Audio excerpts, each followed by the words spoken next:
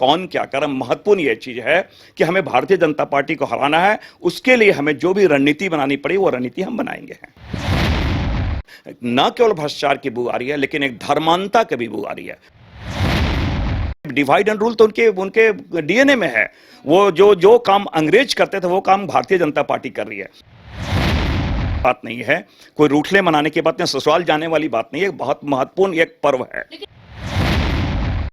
उनकी अपनी धार्मिक पद्धति, पहचान है, पाहन है, पुजार है, अखरा है, झकरा है। तो क्या उनकी धार्मिक पहचान को सरकार क्यों मान्यता नहीं दे रही? एक कहावत है कि आप पीठ पे लात मारो, पेट पे लात मत मारो। महंगाई, और महंगाई से हर वर्ग त्रस्त है। आपने यूसीसी के माध्यम से मैं समझता हूं कि धार्मिक पहचान की बात करें, हमारे सांस्कृतिक पहचान के बारे में, हमारे जो कस्टमरी लॉ है, इन सारी चीजों को वो खत्म कर रही है। तो एक महत्वपूर्ण मुद्दा है। इन मुद्दों के साथ हम जनता के बीच जा रहे हैं। लोकसभा चुनाव का बिगुल बज चुका है और इस बार 7 सीटों पर कांग्रेस चुनाव लड़ेगी। हालांकि फर्स्ट फेज में कांग्रेस की ओर से 3 सीटों पर प्रत्याशी की नाम की घोषणा हो गई है और इसमें लोहरदगा भी शामिल है। और लोहरदगा से सुखदेव भगत को कांग्रेस ने चुनावी मैदान में उतारा है। इस वक्त हमारे साथ बातचीत करने के लिए खुद सुखदेव भगत मौजूद है। बातचीत करेंगे। पहले तो न्यूज बाइस्कोप की ओर से आपको बहुत बहुत बधाई।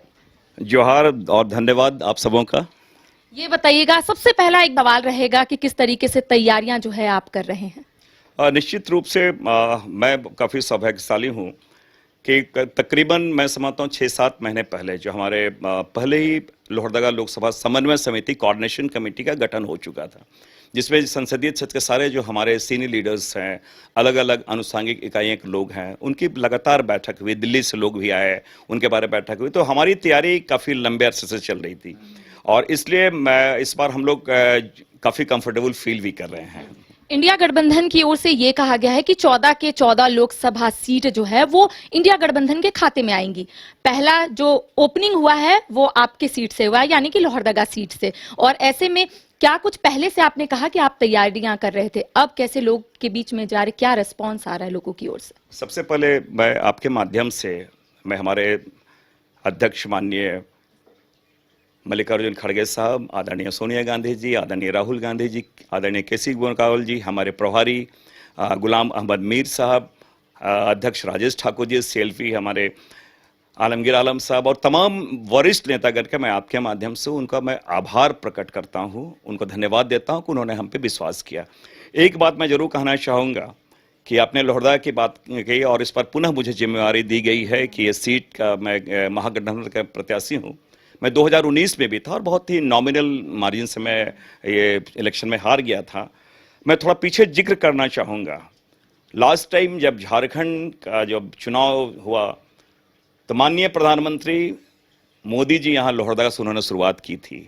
तो मैं इसलिए इसका जिक्र कर रहा हूँ कि लोहरदगा से शुरुआत करने का मतलब ये है कि लोहरदगा के हमारे संसदीय क्षेत्र के तमाम हमारे कार्यकर्ता, उनका डर, उनका भय भारतीय जनता पार्टी में व्याप्त था और यही कारण है कि प्रधानमंत्री जी को लोहरदगा से शुरुआत करना पड़ा। ये हमारी पूंजी, हमारा स्ट्रेंथ है। और आज भी जो पिछली बार कमियां रह गई और जो मैनिपुलेट करके भारतीय जनता पार्टी ने जीत हासिल की है, उससे इस बार हम सफल नहीं होने देंगे और बहुत ही बड़े मार्जिन से इस बार महागठबंधन और का जो मैं प्रत्याशी हूँ यहाँ पर जीत दर्ज करने वाली है। अच्छा, किन किन मुद्दे को लेकर आप जनता के बीच में जाएंगे, क्योंकि जनता जो है वो इंतजार कर रही है कि कब सुखदेव भगत उनके बीच में जाएंगे, तो क्या क्या मुद्दा इस बार रहेगा?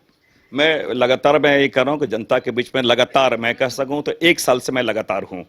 एक बात मैं जरूर कहना चाहूँगा, ये अनुसूचित जनजाति के लिए रिजर्व सीट है और निश्चित रूप से अगर आदिवासियों की हम बात करें तो लगातार ये एक नहीं काफ़ी लंबे समय से एक संघर्ष चल रहा है।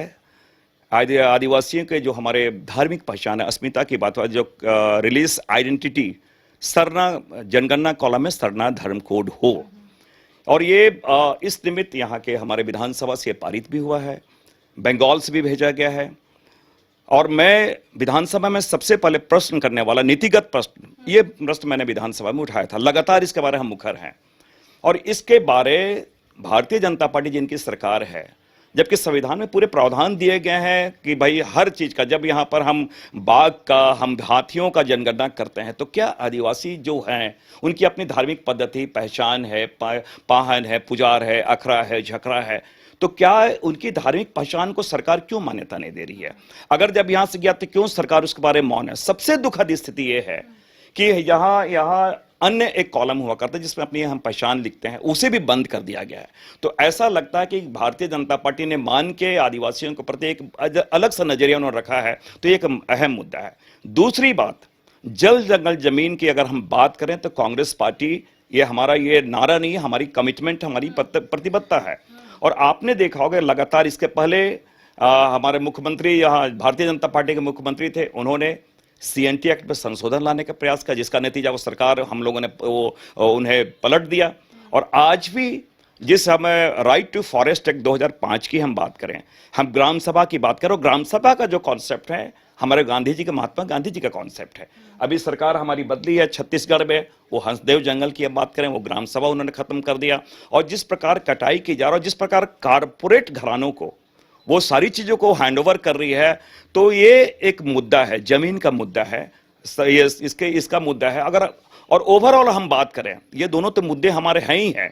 और एक महत्वपूर्ण मुद्दा जो कि सारे लोग फील कर रहे हैं कि हमारा कस्टमरी लॉ चलता है, हमारा जब कस्टमरी लॉ चलता है, और ये कस्टमरी लॉ को भी खत्म करने का ये प्रयास किया जा रहा है। कैसे प्रयास किया जा रहा है? उन्होंने यूनिफॉर्म सिविल कोड, यूसीसी, तो यूसीसी के माध्यम से हमारी, मैं समझता हूं कि धार्मिक पहचान की बात करें, हमारे सांस्कृतिक पहचान के बारे में, हमारे जो कस्टमरी लॉ है, इन सारी चीजों को वो खत्म कर रही है। तो एक महत्वपूर्ण मुद्दा है। इन मुद्दों के साथ हम जनता के बीच जा रहे हैं। पहली बात ये तो मैं आदिवासियों की बात कहा क्योंकि आदिवासी क्षेत्र है, मैंने इसलिए जिक्र किया। दूसरी बात, एक कहावत है कि आप पीठ पे लात मारो, पेट पे लात मत मारो। महंगाई, और महंगाई से हर वर्ग त्रस्त है। आपने देखा हर चीज का, मैं समझता हूँ आप लोग भी, आपके परिवार में सारे लोग दुखी होंगे, चाहे गैस की बात करें, हम सरसों तेल की बात करें, दाल की बात करें, चावल की बात करें, हर चीजों का, गैस सिलेंडर की बात करें, तो जिस प्रकार महंगाई बढ़ी है तो लोग उससे त्रस्त हैं। एक जो महत्वपूर्ण है, हम भारत कृषि प्रधान देश है, कृषकों के बारे में जिस प्रकार बात करते हैं, आज जो एमएसपी की बात करें, मिनिमम सपोर्ट प्राइस की बात करें, न्यूनतम समर्थन मूल्य की हम बात करें, इन्होंने किया क्या है? आज जिस प्रकार किसानों पे गोलियां चलाई हैं, एक तरफ 16 लाख करोड़ रुपया वो राइट ऑफ कर देते हैं किनके? जो कारपोरेट घराने के बड़े लोगों का, और दूसरी ओर हमारे जो आम कृषक है उन पे गोलियां चला रही है। युवाओं की बात करें, बेरोजगारी दर जिस प्रकार है, उन्होंने बार बार 2 करोड़ नौकरियां की बात की है, उसके बारे ये मौन है, उसके बारे वो कुछ नहीं कर रहे हैं। तो इस प्रकार के मैंने हर वर्ग और महिलाओं पर जिस प्रकार अत्याचार हो रहा है, मैं छोटी सी बात कर रहा हूं, मैं मणिपुर, क्या एक प्रधानमंत्री का दायित्व नहीं बनता है? मणिपुर यहाँ का हिस्सा नहीं है क्या? तो जिस प्रकार निर्वस्त्र कर महिलाओं के साथ अत्याचार किया जा रहा है, क्या हर चीज राजनीतिक दृष्टिकोण से देखा जाए कि वहां पर हमारी सीटें कम है, बहुत महत्वपूर्ण नहीं है, तो उसके बारे में वो मौन है। तो आप जहां भी डालेंगे, मैं समझता हूं कि जिस जगह पे भारतीय जनता पार्टी के जिक्र करें, आपने देखा कि वहां पर एक न केवल भ्रष्टाचार की बू आ रही है, लेकिन एक धर्मांता की भी बू आ रही है। सामाजिक ताना बाना को जिस प्रकार उन्होंने तोड़ा है, और जिसे हम कहा जाए भारत में अनेकता में एकता, हिंद की विशेषता में लगातार इस बात को कहता हूं, उस पूरे सोशल फैब्रिक को उन्होंने छीन बीन करके रखा है। तो बहुत सारे मसले हैं, और इसलिए आज जनता इसको महसूस करिए, लड़ाई कोई सुखदेव भगत और महागठबंधन की लड़ाई नहीं है, लड़ाई बन गई है जनता वर्सेस एक तानाशाह सरकार की। अच्छा, आपने वादों का जिक्र किया, मैं 27% ओबीसी आरक्षण की बात करूंगी, क्या इसको भी लेकर आप जनता के बीच में जाएंगे? क्योंकि कांग्रेस के मैनिफेस्टो में था ओबीसी को 27% आरक्षण दिलवाना। निश्चित रूप से मैं आपको एक बात कहना चाहूंगा, आपने पिछली बार देखा, ये चुनावी वर्ष नहीं था, पिछली बार राहुल गांधी जी ने हमारे कन्याकुमारी से कश्मीर तक का उन्होंने लगातार, मैं 150 दिन से ज्यादा उन्होंने पदयात्रा की। उसके पीछे उन्होंने कहा नफरत के बाजार में मोहब्बत की दुकान। ये मैं इसलिए बात कर रहा हूं कि केवल एक ज्योग्राफिकल एरिया नहीं है भारत, इसमें मैंने कहा कि आप देखेंगे 10,000 से ज्यादा भाषाएं, बोलियां हैं, कास्ट है, इतने लोग हैं। तो मैं कहा अनेकता में एकता, हिंद की विशेषता की अगर हम बात करें, तो राहुल गांधी जी ने उसको एक बचाने का प्रयास किया। और अभी उन्होंने मणिपुर से उन्होंने अपनी यात्रा शुरू की है, जो उन्होंने न्याय यात्रा, और न्याय यात्रा की बात जब वो कर रहे हैं, तो उसमें सबसे महत्वपूर्ण उन्होंने बार बार उन्होंने कहा है कि जातिगत जनगणना, कास्ट सेंसस। कास्ट सेंसस क्या है? हम आज भी अगर कोई हम देखते हैं, कोई बीमार हम पड़ जाते हैं, तो डॉक्टर एक्सरे करती है, कुछ वो करती है, एमआर करती है, हर चीजों को इंडोस्कोपी करती है। कहने का मतलब वो रूट कॉज क्या है? तो राहुल गांधी जी वो चाहते हैं कि भाई हमारा जो यहां पर इतनी जातियां हैं उनको न्याय कैसे मिले। न्याय मिलने का मतलब क्या, जब तक आपके पास पूरा डेटा ना हो। इसलिए मैंने कहा एक तरफ सरकार हाथियों की जनगणना करी है, पशुओं की जनगणना करी है, तो अगर इंसानों की बात करें, भारत के लोगों की बात करें, उनके जनगणना करें, सो दैट के उसके अनुसार हम कोई कार्य बना सके, कार्य योजना बना सके। अगर हम प्लानिंग कमीशन की पहले बात करें तो पहले भी पंचवर्षीय योजना जो बनती थी उसमें भी इन चीजों को हम देखते थे कि यहाँ का हमारा संसाधन क्या है, यहाँ पर किन चीजों को फोकस करना चाहिए। तो इसमें कोई बुराई नहीं है। और ये मैं बार बार इस चीज को कह रहा हूं कि भारतीय जनता पार्टी वो कास्ट सेंसस नहीं करना चाहती। एक तरफ ये बड़ा विरोधाभास सा लगता है, मोदी जी जाते हैं और वो कहते हैं कि मैं ओबीसी वर्ग से आता हूं, एक तरफ अपने को ओबीसी कहते हैं और दूसरी बार कास्ट सेंसस कराने से डरते हैं। तो ये बड़ा अजीब विरोधाभास सा लगता है। इसलिए मैंने कहा कि ये मोदी जी और मोदी जी की पूरी कैबिनेट, उनकी सरकार, भारतीय जनता पार्टी, वो जुमले की, उनके डीएनए में जुमला है। इसलिए मैंने इस बार राहुल गांधी जी ने जो सोचा है, और यही एक कारण है कि महागठबंधन क्यों बना, संविधान बचाने के लिए बना, संसदीय परंपराओं को बचाने के लिए बना, लोकतंत्र बचाने के लिए बना। तो ये लड़ाई हमने कहा कि गांधी जी वर्सेस गोडसे, ये लड़ाई कहीं ना कहीं बन गई है। अच्छा, अभी जो सिनेरियो दिख रहा है या फिर जो चीजें दिख रही है वो यही है कि सुखदेव भगत 2 स्टेप आगे बढ़ते हैं लेकिन 2 स्टेप पीछे लोग उन्हें खींच भी रहे हैं। अब कहा जा रहा है कि निर्दलीय चुनाव लड़ेंगे चमरा लिंडा, तो क्या असर पड़ेगा, क्या लगता है आपको? पहली बात तो मैं आपको बता दूं कि चमरा लिंडा मेरे संसदीय क्षेत्र बिशुनपुर के हैं और छोटे भाई की तरह हैं, और वो बहुत मुखरता से मैं समझता तो ट्राइबल इश्यूज को उठाते हैं, संवेदनशील हैं, समझदार हैं, और वो अच्छी तरह से जान रहे हैं कि अगर वोटों का बिखराव ना हो। और इससे कहीं नहीं, क्या मैंने कहा कि ये लड़ाई जो है आदिवासी अस्मिता की लड़ाई है, आदिवासियत की लड़ाई है। तो अगर उनके चुनाव लड़ने से कहीं ना कहीं वोटों का बिखराव होगा, और ये उनका चुनाव लड़ना मतलब आदिवासियत पे लड़ाई है, आदिवासी पे कुठाराघात करने की लड़ाई है। तो ये मैं समझता हूं इस प्रकार के वो कदम नहीं उठाएंगे। ये अलग बात है कि भारतीय जनता पार्टी और आरएसएस के लोग चाहेंगे, और कहीं ना कहीं जब वो चाहेंगे कि वही चुनाव लड़े, वोटों का बिखराव हो, तो ये डिवाइड एंड रूल तो उनके डीएनए में है। वो जो काम अंग्रेज करते थे वो काम भारतीय जनता पार्टी कर रही है, और इसलिए मुझे पूरी आशा है। और ये कोई सुखदेव भगत का स्वयं का निर्णय नहीं है, ये केवल कांग्रेस का निर्णय है, महागठबंधन का निर्णय है, जिसमें जेएमएम के हमारे सीनियर लीडर्स है, सीएम उसमें थे हमारे, पहले अभी तो जेल चले हमारे हेमंत सोरेन जी थे, विनोद जी थे, सुप्रियो जी थे, तो सारे लोगों की कमिटी है, उन लोगों ने निर्णय किया है। और मैं समझता हूं कि इन चीजों को वो समझते हैं, और ये जो एक मुझे पूरी आशा है कि इस प्रकार की वो गलती नहीं करेंगे। कहीं न कहीं उनका खड़ा होने का मतलब है आदिवासी के वोटों को डिवाइड करने के लिए वो खड़ा हो रहे हैं, ये एक इंप्रेशन लोगों में जा रहा है। अच्छा, पिछले चुनाव की बात करेंगे तो चमरा लिंडा खड़े नहीं हुए थे, और ऐसे में कांग्रेस जरूर हार का सामना की थी, लेकिन 9 से 10 हजार वोट से कांग्रेस जो है वो पीछे रह गई थी। तो क्या लगता है कि अगर चमरा लिंडा उठते हैं, या फिर कांग्रेस किस तरीके से उन्हें मनाने में कामयाब होती है, क्या लगता है, क्या आगे का विचार आप लोग है? आप सबसे बड़ी बात निश्चित रूप से मैं समझता हूं कि राजनीति में संवाद एक बड़ी चीज होती है, और ये भारतीय जेएमएम को ये देखना है कि उनके को जेएमएम को विधायक है, उन्हें किस रूप में लेती है।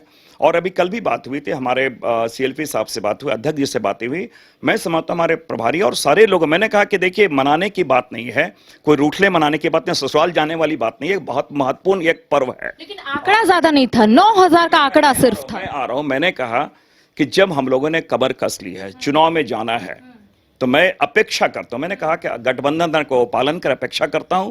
और सबसे बड़ी बात है, जब हम चुनाव में जा रहे हैं तो महत्वपूर्ण ये नहीं है कि कौन क्या करे, महत्वपूर्ण ये चीज है कि हमें भारतीय जनता पार्टी को हराना है। उसके लिए हमें जो भी रणनीति बनानी पड़ी वो रणनीति हम बनाएंगे हैं। लेकिन यही कहा जा रहा है कि अगर निर्दलीय चुनाव लड़ेंगे चमरा लिंडा, तो सबसे ज्यादा जो लॉस में रहेगा वो कांग्रेस रहेगी। ये मैं समझता हूं कि ये आरएसएस और भारतीय जनता पार्टी और मीडिया में चीजें फैलाई जा रही है, जानबूझ के फैला रही है, उन्हें फायदा नजर आ रहा है। लेकिन एक बात मैं बता दूं, एक बात मैं बहुत स्पष्ट मैं बता दूं कि बार बार मैं ये कह रहा हूं कि हमारी कांग्रेस पार्टी और महागठबंधन के लोग, जेएमएम के लोग, सारे जो महागठबंधन बना हुआ वो बहुत स्ट्रांग है। और मैं आपको स्पष्ट कर दूं, इस बार किसी प्रकार की बाधाएं आ रही है तो बहुत ही कंफर्टेबल मार्जिन से यहां पे हम जीत रहे हैं, कांग्रेस पार्टी और महागठबंधन जीत रही। मैं आज ही आपको आश्वस्त मैं कर रहा हूं।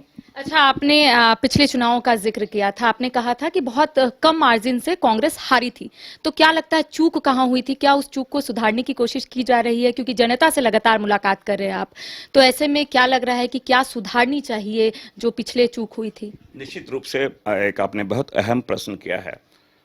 हर चुनाव अलग होता है और हर जिसे कहा जाए हर जब भी आप चुनाव लड़ते हैं तो हर बहुत सारी नई चीज़ें आती हैं और मैं समझता हूँ वो एक पिछले कहाँ कमियां हो गई, बूथ मैनेजमेंट में कमियां हो गई, कोऑर्डिनेशन में कमियां हो गई, वो सारी चीज़ों को इसलिए मैंने कहा कि हमारे कांग्रेस पार्टी ने बहुत पहले से 14 लोकसभा में उन्होंने कोऑर्डिनेटर बनाए थे, इंचार्ज बनाए थे। लोहरदगा संसदीय से मैं स्वयं इंचार्ज था, तो मुझे सारी चीज़ें पता है कि सांगठनिक दृष्टिकोण से कहाँ पे कमियां रह गई और मैंने कहा कि वो सारी चीज़ें मैंने सारे बूथ लिस्ट के बारे एक एक बूथ पे हमने होमवर्क किया है, पार्टी ने होमवर्क किया है और लगातार हम टच में हैं और मुझे पूरी आशा कि जो पिछली बार कमियां हो गई उसे दूर करें। एक बात मैं बहुत स्पष्ट कर देना चाहता हूं, कोई ये एक्सक्यूज नहीं है, लेकिन जिस प्रकार खूंटी में हराया गया, जिस प्रकार लोहरदगा में हराया गया, दोनों सीट हम लोग जीते थे और हम भी, मैं कह रहा हूं कि यहाँ पे 14,000 से कांग्रेस पार्टी की लीड थी। अचानक सर्वर डाउन होता है, बहुत सारी चीजें आती है। खूंटी में भी 26,000 से जीत रहे थे, वहां भी सर्वर डाउन होता है। तो मैं समझता हूं ऐसे वो जो कमियां पिछली बार हुई और आपको मैं बताऊं लोहरदगा में जैसे हर असेंबली सेगमेंट का अलग रिजल्ट आ रहा था, तो ये कहीं ना कहीं मैनिपुलेशन हुआ था, लेकिन इस बार हम सतर्क हैं, उन चीज़ों को हम देख रहे हैं और जनता ने जो जनादेश दिया, जनता के जो वोट उन्होंने कास्ट किए, उनका सही जो उन्होंने जनादेश दिया वो परिणाम सामने आए और हर कमियों को हम दूर करने का इस पर प्रयास करेंगे। अच्छा, ये हमें कहीं से पता चला है कि 2 महीने से आप दिल्ली नहीं गए थे और ऐसे में क्या आपको लग रहा था कि आपको कांग्रेस टिकट देगी, आप लोहरदगा से चुनाव लड़ेंगे? क्या कुछ ऐसा बातें चल रही थी अंदर खाने, कुछ ऐसी बातें हो रही थी? मैं आपको बता दूं कि सबसे बड़ी बात है कि हमारे कांग्रेस में जितने लोग हैं काफ़ी सक्षम लीडर लोग हैं, चाहे वो सांगठनिक दृष्टिकोण से हैं, कोई जो हमारे चाहे लोग जो भी हैं, जो भी उन्होंने जो चुनाव लड़ने की जो उन्होंने इच्छा की थी, ये साबित करती कि इट मीन्स कि यहाँ पर एक बहुत अच्छे जिसे कहा जाए कि झारखंड ये लोहरदगा जो सीट है वो बहुत हम लोग मजबूत हैं, इसलिए बहुत लोग दावेदार हैं, 8-9 लोग दावेदारी किए थे। लेकिन वो दावा करना अलग बात है, लेकिन वो सारे लोग अब साथ हैं। और जहां तक मैं आपको बता दूं, मेरा जो दायित्व, मैं कांग्रेस का एक बहुत छोटा सा कार्यकर्ता हूं। कांग्रेस ने मुझे बहुत बड़ी बड़ी जिम्मेदारी दी है, कांग्रेस का मैं आज भी ऋणी हूं। ये बात मैं जरूर कहना चाहूंगा, मेरा दायित्व था कि टिकट किन्हीं को भी मिले और पार्टी में एक प्रक्रियाएं होती है, लोकतांत्रिक प्रक्रियाएं होती है कि जिला के बाद प्रदेश में एक इलेक्शन कमेटी है, वो निर्णय करती है कि कौन कौन हमारे कैंडिडेट हो सकते हैं। फिर स्क्रीनिंग कमेटी होती है, वो काफ़ी सक्षम लोग होते हैं। फिर सेंट्रल इलेक्शन कमेटी हो जिसमें हमारे मल्लिकार्जुन खड़गे साहब, सोनिया गांधी जी, राहुल गांधी जी, केसी वेणुगोपाल साहब, हमारे ऐसे काफ़ी बड़े लीडर्स होते हैं, वो देखते हैं। और मैं समझता हूं कि मैं तो उनका ऋणी हूं, मैं उनका आभार प्रकट करता हूं, उन्होंने पुनः मुझे मौका दिया। तो मैं ऐसा नहीं कि मैंने जिनको भी टिकट मिलता, मैं उनके लिए पूरी निष्ठा और पूरी तन्मयता से उनके लिए मैं काम करता। अच्छा, 1 महीना पहले भारतीय जनता पार्टी ने सभी सीटों पर उम्मीदवारों की नाम की घोषणा कर दी। हालांकि गिरिडीह उन्होंने छोड़ दिया था क्योंकि आजसू को वहां से लड़ना था। और अगर कांग्रेस की बात करेंगे तो कांग्रेस काफी लेट से 3 सीटों पर प्रत्याशी के नाम की घोषणा की है। तो क्या लगता है कुछ नुकसान हुआ है क्योंकि काफी लंबा अंतराल हो गया? एक चीज बतला दो, एक कहावत है ना, हड़बड़ का काम शैतान का। आपने देखा होगा कि दुमका का मैं उदाहरण दे रहा हूँ भाई, हमारे सुनील सोरेन जी ने जो भारतीय जनता पार्टी के वो हमारे जिनके नाम की घोषणा हुई थी, उनको हटा के सीधा सोरेन जी को ले आया। तो ये कहीं ना कहीं ये डरी हुई है। एक दूसरी बात यह है कि उनका खुद का, आपने देखा होगा कि काफी कैसा इंटरनल फाइटिंग हो रहा है। आप चाहे धनबाद की बात करें, आप चतरा की बात करें, तो ये कांग्रेस पार्टी ऐसा नहीं, कांग्रेस पार्टी फेज वाइज वो निर्णय ले रही कि यहाँ झारखंड में 4थे फेज से चुनाव हो रहा है। तो और बहुत जिसे कहा जाए वो सारी चीज़ों को देखते हुए, और मैं समझता हूँ सहयोगी दलों से भी वो बात करते हैं कि कौन हो सकता है, कौन बेहतर हो सकता है। और हम जिसे कहा जाए ना कि हम जनता के बीच मजबूत हैं, इसलिए हम थोड़ा कॉन्फिडेंट भी हैं, लोग हमारे कॉन्फिडेंट हैं, पार्टी हमारी कॉन्फिडेंट है। जो कमजोर होता है वो ना ट्यूशन करता है, इधर जाता है उधर जाता है। और कांग्रेस पार्टी महागठबंधन हम लोग बहुत मजबूत हैं और हम निश्चित रूप से मैं समझता हूँ कि हम लोग दिल्ली जाने के बाद मैं जनता के बीच जाके उन चीज़ों को देख रहे हैं। और इसलिए हमने कहा कि महागठबंधन के सारे लोग और जो भी कोई उसमें डिले नहीं हो रहा है, हम लोग चाह रहे हैं कि इस प्रकार की नौबत ना आए जिस प्रकार की नौबत भारतीय जनता पार्टी की ओर आ रही है। और वो हमारा कोई आदर्श नहीं है। उनका आदर्श नाथूराम गोडसे हो सकता है, मेरा आदर्श गांधी है। हमारे तो विचारधारा में चेंजे जा सकता है, इसलिए वो जो निर्णय ले उस निर्णय के अनुसार हम नहीं चल सकते हैं ना। चलिए अब झारखंड राज्य की थोड़ा बात करते हैं। झारखंड राज्य अब तक पिछड़ा राज्य कहलाता है। 15 नवंबर 2000 में अलग हुआ था। लगभग 24 साल हो गए हैं और अभी तक आदिवासियों को उनका हक और अधिकार नहीं मिला है। तो क्या सुखदेव भगत उनकी आवाज बनेंगे? क्या दिल्ली तक बात को रखेंगे? मैं निश्चित रूप से एक बात मैं जरूर कहना चाहूँगा। मैं एक मायने में अपने को गौरवान्वित महसूस करता हूँ कि जब 2000 में डिप्टी कलेक्टर से रिजाइन करने के बाद मैं आया, सरकार मेरी नहीं थी, मेरी मुखरता, चाहे जो जिस प्रकार मैं बहुत संवेदनशीलता के साथ प्रश्न विधानसभा में रखे, मुझे कॉमनवेल्थ में 53 देशों के बीच मुझे भारत को प्रतिनिधित्व करने का मौका दिया, और जबकि भारतीय जनता पार्टी की सरकार थी।